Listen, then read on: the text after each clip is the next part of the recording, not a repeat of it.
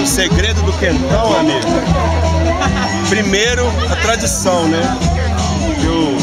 O descendente de pessoas do interior, bem humildes. E minha avó sempre fez quentão. Na verdade, ela fazia o chá, né? Igual eu aprendi a fazer. Aí ela dava o chá pra gente, que era criança.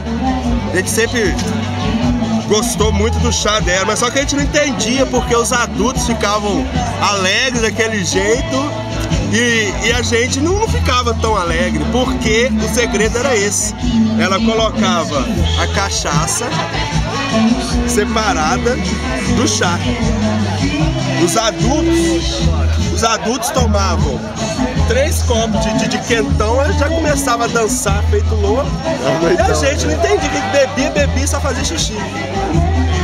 Entendeu? Mas aí ela foi me passando as experiências, entendeu? A tradição das raízes, entendeu? Igual esse chá aqui, ele tem mais de 5 raízes de ervas diferentes, entendeu? Quais são as ervas? As ervas? Olha, tem alfavaca, tem erva cidreira, tem gengibre, tem manjericão, tem alecrim, guaco. Ai, esqueci alguma?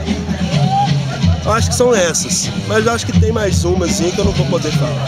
Beleza. Beleza? Valeu. Mas outro dia ele virou pra mim e falou assim, eu sou metal, mas teu irmão te deve ter pai.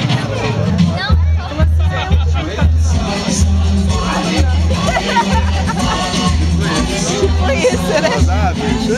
O mundo é. Vai pegar, né?